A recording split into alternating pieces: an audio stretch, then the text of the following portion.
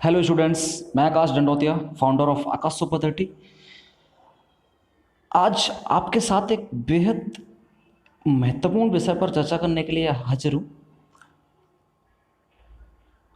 आपको स्क्रीन पर अच्छी तरह से दिख रहा है सीबीएसई बोर्ड का सॉल्यूशन है।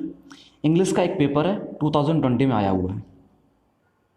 हम सभी जानते हैं कि इंग्लिश, सीबीएसई की इंग्लिश कोई मजाक नहीं है, बहुत ज़्यादा महत्वपूर्ण है और बहुत ज़्यादा कठिन है। क्योंकि अभी हम बात करेंगे, अभी सारे के सारे क्वेश्चंस को देखेंगे तो आपको पता चलेगा कि वाकई में कमाल की चीज़ है। और एक और बात है कि अगर इस पेपर को तरीके से किसी भी व्यक्ति ने सॉल्व कर लिया तो इसका मतलब समझ लो कि वो व्यक्ति इंग्लिश में काफ़ी अच्छा होगा, तभी वो कर पाएगा। तो अब इंग्लिश की कोई भी व्यक्ति अगर तैयारी करना चाह रहा है और तैयारी करने के लिए उसको डायरेक्टली वो ज़्यादा, एक नॉर्मली हमारे यहाँ पे ट्रेंड है कि हम जब भी पढ़ाई शुरू करते हैं तो स्टार्टिंग से हम मार्केट जाते हैं, किताबें खरीदते हैं और किताबों से भाई अपना देखने लगते हैं, चैप्टर्स देखते हैं, अच्छे लगते हैं, बुरे लगते हैं, जो भी है, लेकिन उनको स्टार्ट कर देते हैं। और जब तक कुछ चैप्टर ख़त्म नहीं हो जाते तब तक हम देखते नहीं हैं कि किस तरीके से पूछे जाते हैं, क्या होता है क्या नहीं होता है। लेकिन मैं थोड़ा सा अलग तरीके से सोचता हूँ कि अगर हमें किसी भी लेवल की, किसी भी अच्छे सब्जेक्ट की तैयारी करने के बारे में सोचना है और हमें सोचना है, अगर हमें ये टारगेट रखना है कि 100 आउट ऑफ 100 का टारगेट अगर हम रखना चाहते हैं तो कहीं ना कहीं हमें कुछ अलग रास्तों की खोज करनी चाहिए और एक रोड मैप बनाना चाहिए, ताकि हम उन चीज़ों को अच्छे तरीके से कम समय में पा सकें। अब अपनी बात मैं हरिवंश राय बच्चन साहब की एक सुप्रसिद्ध कविता से शुरू करूँगा। उनकी एक कविता है, पूर्व चलने के बटोही बाट की पहचान कर ले। मतलब इसका सीधा सा है कि भैया आपको कहाँ जाना है, कितना दूर जाना है, कैसे जाना है, इन सभी चीज़ों के बारे में आपको पहले से ही जानकारी हो जाएगी तो आप उसकी तुलना में बेहतर होंगे जब आपको जानकारी ही नहीं होगी। मुझे दो लाइनें इसी बात पर याद आ रही हैं। किसी ने कहा है कि निकल पड़े हैं अपने घर से, अपना सीना ताने, जाना कहाँ, कहाँ मंजिल है, ऊपर वाला जाने। तो हम अपनी चीज़ों को, अपने डिसीजंस को ऊपर वाले के हाथ में नहीं छोड़ सकते। हालांकि क्योंकि हमें ऊपर वाले ने हमें अच्छा खासा दिमाग दिया है और ये सोचने का मौका दिया है, तो हम किसी भी पे ये नहीं कर सकते हैं कि उसके हाथ में छोड़ दें। तो मैं बात करने वाला हूँ क्लास 12 के सीबीएसई बोर्ड पेपर के बारे में। मैं बात करने वाला हूँ इस बारे में कि कुछ भी, किसी भी चीज़ की तैयारी शुरू करने से पहले हमें ये सोचना ज़रूरी है कि पेपर कैसे आता है, पेपर में आता क्या क्या है। तो सबसे पहले मैं बात करता हूँ, हाँ, तो सबसे पहले आपको दिखाई दे रहा है कि इंग्लिश का पेपर है। 3 घंटे में इस पेपर को सॉल्व करना पड़ता है और ये 80 नंबर में आता है। सबसे पहले सेक्शन ए दिया गया है हमारे सामने। सेक्शन ए में पहला जो क्वेश्चन है वो 12 नंबर का है। इसमें आपको अच्छे से दिख रहा है कि एक अनसीन पैसेज है। अनसीन पैसेज का काफ़ी अच्छा लेवल होता है और जहाँ तक मैं समझता हूँ कि आप लोगों ने, जो सीबीएसई के जो आप लोग हैं, आप लोगों ने अनसीन पैसेज 10th क्लास में अच्छे खासे तरीके से किए थे, और नहीं भी किएंगे तो यहाँ पे ये हो जाएगा, ये ज़्यादा कोई बहुत बड़ा इश्यू नहीं होता है। तो एक ये अनसीन पैसेज आता है जो 12 नंबर का होता है। इसमें जो क्वेश्चन आते हैं इसके बारे में अगर बात करें तो पहला क्वेश्चन है वो 5 नंबर का है। उसमें 5 पार्ट हैं, जिसमें से 5 के पाँचों पार्ट में आई थिंक सब में, हाँ, सब में ऑप्शंस हैं।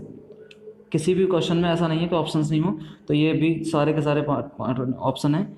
और इस चीज़ के बारे में बात नहीं कर रहे कि इसमें क्या पूछा, कौन सा अनसीन वैसे बात पूछा जा रहा है, क्योंकि उसके बारे में तो हम बाद में बात कर लेंगे। फिलहाल तो हम बस यही बात कर रहे हैं कि क्या क्या आ रहा है। ओके, दूसरा क्वेश्चन है, इसमें क्वेश्चंस लिखने हैं, वो भी 5 नंबर का। एक 2 नंबर का और है, उसमें क्या लिखना है आपको, pick out the words from the passage which mean the same as, यानी ये भी मीनिंग से संबंधित पेपर है, तो कोई प्रॉब्लम नहीं है, इसमें आराम से काम चल जाएगा। ओके, हालांकि इसमें ये क्वेश्चन के आंसर्स भी दिए गए हैं, आप चाहें तो कर सकते हैं। दूसरा क्वेश्चन आता है, वो भी एक अनसीन पैसेज है, वो 8 मार्क्स का होता है। देखिए अनसीन पैसेज के कई सारे प्रकार होते हैं, कई सारे हो सकता है कि आप लोग ये समझा कि अगर एक ही अनसीन पैसेज दो अनसीन पैसेज की जगह एक ही क्यों नहीं दे देते, 20 नंबर का बड़ा सा देते हैं वगैरह वगैरह।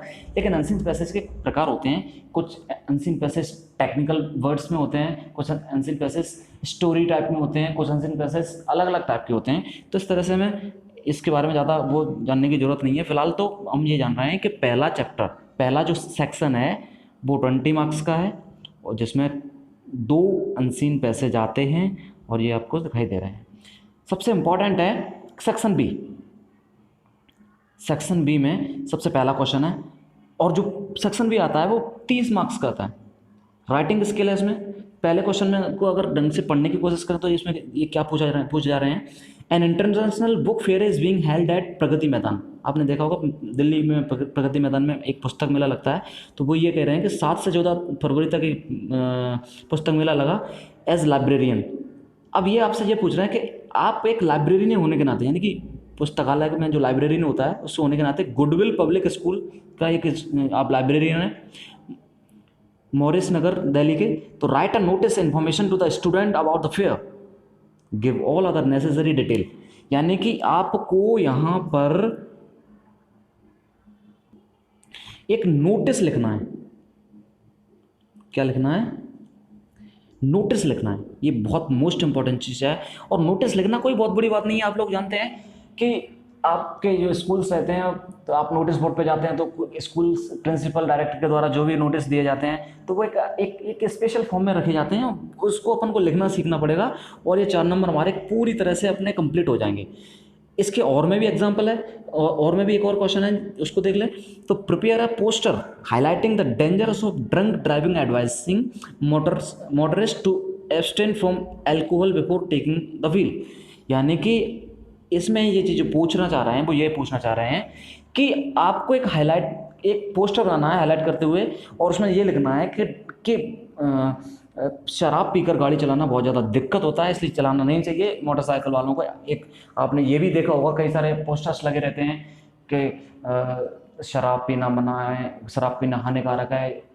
कभी कभी आपने देखा होगा कि मैंने एक जगह देखा, पेट्रोल पंप पे लिखा था, आप पुलिस से बहस तो कर सकते हैं लेकिन यमराज से नहीं, इसलिए प्लीज़ हेलमेट पहनकर चलें। तो इस तरह से कुछ चीज़ें होती हैं जो आप लोग देखते रहते हैं। बस अपना आँख कान नाक खुले रखें, यानी नाक भी खुले रखना पड़ेगी, क्योंकि आपको पता है कि कहीं से भी चीज़ें मिल सकती हैं। तो अपने आँख और कान खुले रखेंगे तो कई सारी चीज़ें आप अपने मन से आज की डेट में भी बनाने में सक्षम होंगे, और ये बहुत अच्छी बात है। आगे जो नेक्स्ट क्वेश्चन है, जैसे पोस्टर में आपको दिख रहा है इसमें, do not drink and drive,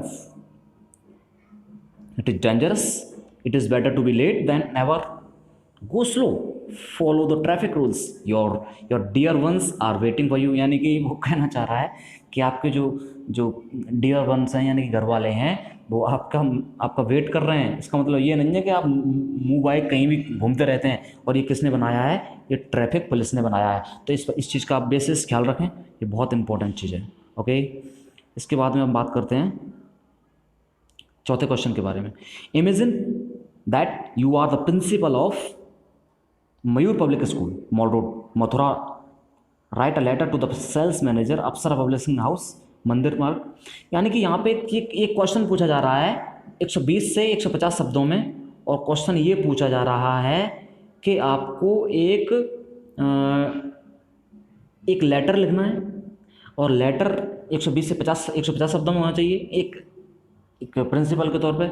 और एक जिसमें क्या क्या मंगाया है उन्होंने, some books for your school library, एक लाइब्रेरी के लिए एक पब्लिशिंग हाउस है अप्सरा पब्लिकेशन हाउस, उसमें उसके लिए लेटर लिखना है, उसमें कुछ बुक्स मंगानी है, तो ये हो जाएगा, ये बहुत बड़ा इशू नहीं है। नेक्स्ट क्वेश्चन इसका ये है, और में ही आई थिंक, हाँ और ये है, तो you are the social worker, ये भी एक राइटर है, सॉरी एप्लीकेशन है। इसमें क्या लिखा जा रहा है, हाईलाइटिंग द प्रैक्टिस के लिए social worker, you are upset as some reputed school are admitting as many of 50 to 60 students in a section to make extra money। यानी कि आपने देखा होगा कि एक स्कूल में 50-60 एक ही क्लास में बच्चे बैठ रहते हैं, इसलिए आप बहुत ज़्यादा अपसेट हैं, आप सोशल वर्कर होने के नाते। तो वो ये तो और आपने देखा है कि बहुत सारे जो स्कूल वाले हैं, जो 50 से 60 स्टूडेंट्स एक ही उसमें रखे रहते हैं ज़्यादा पैसा कमाने के चक्कर में, तो वो बहुत गलत बात है। तो this inappropriate teacher student ratio adversely affects the academic standards, write a letter to the editor the Nation. यानी कि एक न्यूज़पेपर को आपको एक एप्लीकेशन लिखना, लेटर लिखना है जो कि इस पूरी की पूरी समस्या की ओर आपका उसका ध्यान अट्रैक्ट कराना है।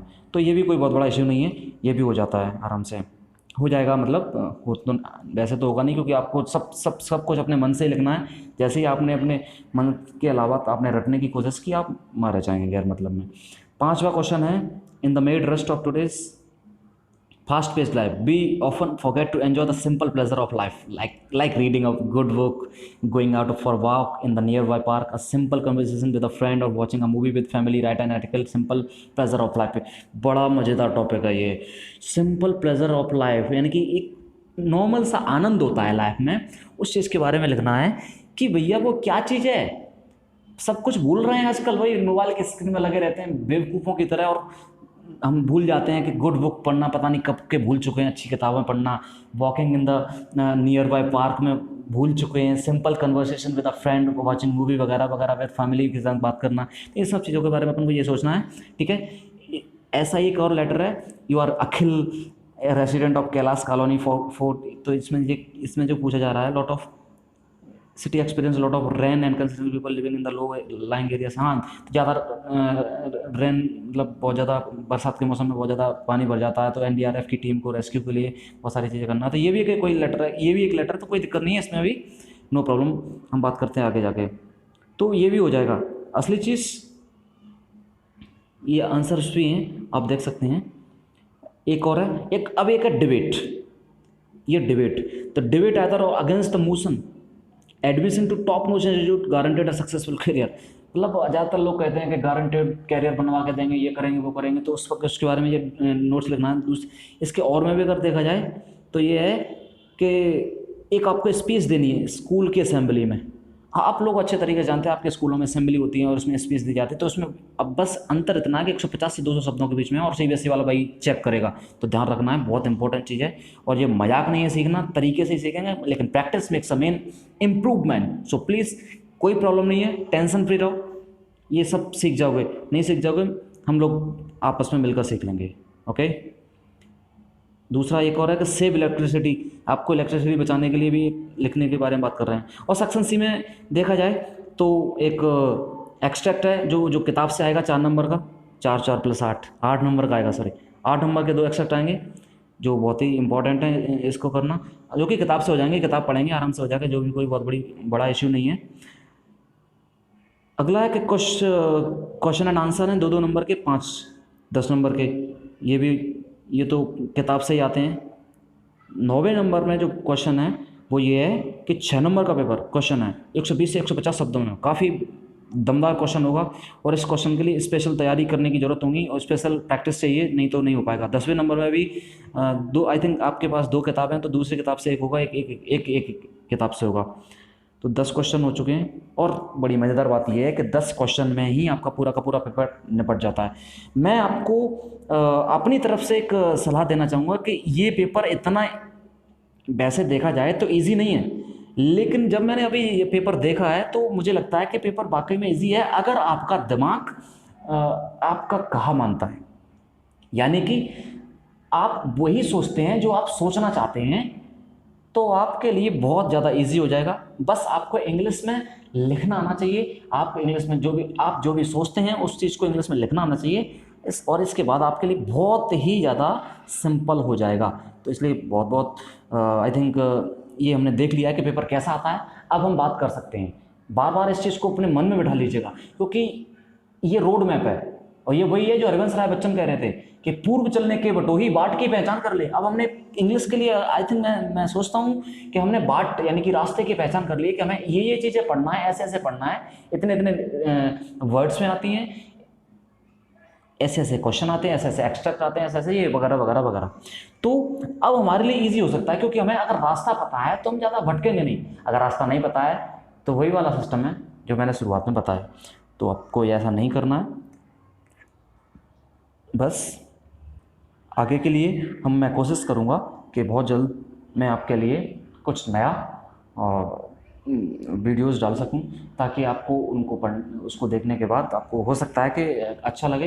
हालांकि मैं समझता हूं कि कई सारे वीडियोस डले हुए हैं, एक से एक बेहतरीन, मैं तो कुछ भी नहीं हूं, एक से एक बेहतरीन टीचर्स ने डाले होंगे, लेकिन मैं समझता हूं कि हमारे क्षेत्र के एरिया के लोग उनसे ज़्यादा लोकल व्यक्ति की भाषा अच्छे से समझेंगे, और लोकल व्यक्ति भी उसी आधार पे बात करेगा जो जो आप लोग समझेंगे। तो मैं लोकल ही हूँ, तो इसलिए आप लोग को अगर लगता है तो आप मुझसे कांटेक्ट कर सकते हैं। और दूसरी बात ये है कि अगर आपको वीडियो ये अच्छा लगता है तो मुझे लगता है कि आपको ये इसमें कमेंट में बताना चाहिए, अगर कोई कमी लगती है तो ये भी मुझे सलाह के तौर पर बताना चाहिए कि इसमें क्या कमी रहेगी।